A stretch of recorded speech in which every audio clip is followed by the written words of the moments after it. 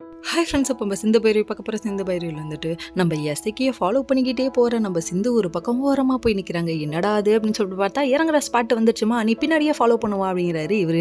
அங்கே ஒரு பக்கம் பார்த்தா என்ன நீ மிரட்டுற இல்லைன்னா வீட்டுக்கு வந்துடுவேன்னு சொல்லிட்டுன்னு சொல்ல, அதுக்கப்புறம் ஆமாம் உங்களால் தான் இப்போ என் புருஷன் போய் ஜெயிலில் உட்காந்துருக்காரு, அப்போ மிரட்டாமல் என்ன பண்ணுறது, எனக்கான செலவுக்கு காசு நீங்கள் கொடுக்கணும்லன்னு சொல்ல பேசிகிட்டு இருக்காரு. அப்படி ஊனுப்பாக கவனிக்கிறாங்களாம். யாடா மண்டு மண்டு ஒரு ஃபோன் எடுத்து வீடியோ எடுக்க வேண்டியதானே பக்கி, ஏன் பக்கி இப்படி பண்ணுற அப்படிங்கிற மாதிரி ஆச்சு. சரி விடுங்க, இந்த பொண்ணு என்ன நினச்சிருச்சு, கூட்டு போய் நிற்க வச்சு ஆதாரமாக அவங்க நிரூபிக்கலாம் அப்படின்னு சொல்லிட்டு பிளான் பண்ணிடுச்சு.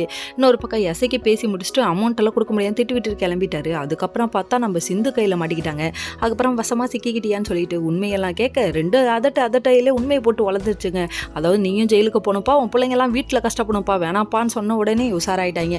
அதுக்கப்புறம் பார்த்தா இங்கே ஒரு பக்கம் கேக்கு செலிப்ரேஷன் வேற லெவலில் இருக்க போதாமா. என்னன்னா எஸ்ஐக்கு பிறந்தனாலாம் புடவை வாங்கிட்டு வந்து அப்படியே காயத்ரிகிட்ட கொடுக்கடே பார்க்குற பாரு சரியில்லை அலுமினி தலையான்னு சொல்லிட்டு கலாய்க்கலான்னு கலாய்க்கிறாங்க. அதுக்கப்புறம் புடவையை வாங்கிட்டு அதுக்கப்புறம் கேக்கெல்லாம் கட் பண்ணலாம்ப்பா, கீழே வாங்கப்பான்னு சொல்கிறாங்க. அதுக்கப்புறம் ஆசீர்வாதம் வாங்கிட்டு என்ன வேணா கேளு அன்னபூர்ணி அக்கா தருவாங்கன்னு சொல்ல காரு கேட்குறாங்களாமா. டேய் பிறந்த நாளை முன்னிட்டு நீ ஒரு 5 ரூபா கேட்க கொடுத்துட்டு அலையக்கா காரா கேட்குற, நீ கொன்றுவேன் கொண்டு அப்படிங்கிற மாதிரி ஆயிடுச்சு நம்ம பைரோடைய ரியாக்ஷன். அது மட்டுமா என் அத்தைக்கு செலவாக வைக்கிறீங்க, இருங்க உங்களை கவனிக்கிற விதத்தில் கவனிச்சிக்கிறேன்னு சொல்லிட்டு பயங்கரமாக முறைச்சி விட்டுட்டு அதுக்கப்புறம் நம்ம சிந்து ஒரு பக்கம் கேட்க ரெடி அப்படின்னு சொல்லிட்டு இருக்கும்போது இருடா உன்னை கண்டம் பண்ணுறதுக்கு நீ கண்டம் தாண்டி வந்திருக்கேன்டான்னு சொல்லிட்டு ரியாக்ஷன் விட்டுட்டு கை தட்டுறாங்க. அடேங்கப்பாங்கிற மாதிரி ஆச்சு. ஆப்போ on the way. Okay friends.